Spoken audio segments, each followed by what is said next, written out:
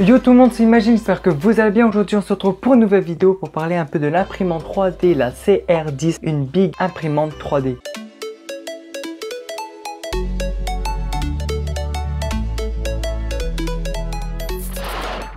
Grâce à son plateau d'impression qui peut imprimer jusqu'à 30 x 30 cm et 40 cm de hauteur. Malgré que la surface du lit est assez importante, on a un plateau chauffant, ce qui nous permet d'imprimer des objets un peu complexes comme l'ABS, le nylon, les filaments flexibles, etc. On peut imprimer grâce à cette imprimante 3D. Cette imprimante possède juste une tête d'impression, donc on ne peut pas faire mélanger les couleurs, etc. Son extrudeur se trouve juste à l'arrière pour que l'imprimante fait des mouvements plus rapides, notamment pour l'axe Y. Par contre, elle possède qu'un moteur pour l'axe Z. Je trouve ça un peu dommage. Donc des fois, je vois un peu que la tête d'impression pèse un peu plus vers ce côté-là ou qui ne possède pas le moteur. Pour y remédier, j'ai acheté un deuxième axe Z qui va me permettre de faire des qualités d'impression assez énormes. Alors que déjà, elle fait des qualités d'impression assez époustouflantes. Cette imprimante 3D, j'ai reçu avec trois morceaux principaux, c'est-à-dire l'unité de contrôle avec le châssis. Et après cette partie là, tout ça en hauteur, c'est à dire qu'elle a été presque montée. J'ai 4 vis en dessous des barres profilées et une petite équerre pour que ça soit solide, et c'était monté. Il me restait plus qu'à brancher tous les câbles derrière l'unité de contrôle. Ça c'était simple car il y avait un petit plan qui nous montrait comment le faire. Bien entendu, j'ai reçu un carton dans ce colis avec une bobine et quelques accessoires pour débuter dans l'impression 3D. Sur cette imprimante 3D, j'ai fait quelques modifications.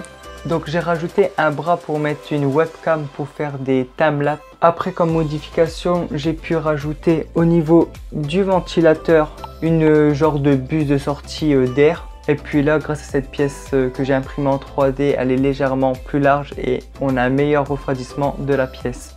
Après, ça se passe au niveau de l'extrudeur. J'ai fait un guide pour remettre plus facilement le filament dans l'extrudeur, et on peut voir qu'il y a un tube pour mettre de la mousse pour nettoyer un peu ce filament s'il y a un peu de poussière dessus. Donc voilà pour la présentation de ma CR10. Donc ça fait à peu près 3 mois que je l'ai. Donc si vous avez des questions, n'hésitez pas à les poser en commentaire. Donc l'avantage, c'est que ces barres profilées, c'est en aluminium, donc elle est légère pour transporter et c'est robuste, qu'on n'obtient pas de jeu, et ça, dans la qualité d'impression, ça fait la différence. Mais l'inconvénient, c'est qu'elle fait beaucoup de bruit avec ses 4 ventilos. Donc il y a 2 ventilos dans l'unité de contrôle et 2 ventilos sur la tête d'impression. Et ça, par la suite, je vais les changer avec des ventilos plus silencieux. L'avantage, c'est que l'unité de contrôle a un écran qui me permet de naviguer et de mettre une micro carte SD pour imprimer tout ce que je veux et contrôler l'imprimante 3D sans ordinateur. Donc là, je vais vous faire voir un peu toutes les impressions 3D que j'ai pu faire avec, et ça envoie du lourd. Premièrement, j'ai pu imprimer ce joli petit bol qui peut accueillir une plante d'avocat. Si vous voulez faire des pots de fleurs, c'est vraiment intéressant et on peut personnaliser tout ce qu'on veut. On ne voit quasiment pas les couches et ça, c'est incroyable. L'objet numéro 2, c'est une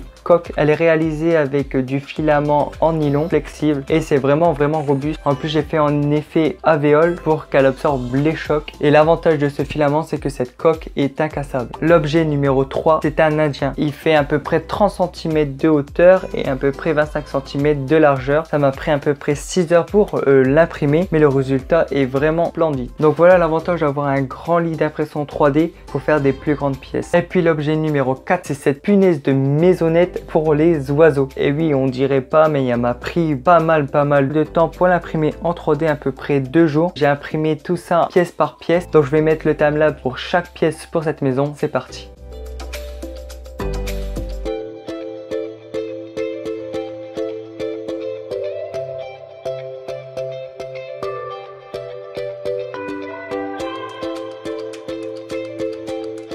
Et pour cette maison ressemble à quelque chose, je l'ai assemblé pièce par pièce et après voici le résultat.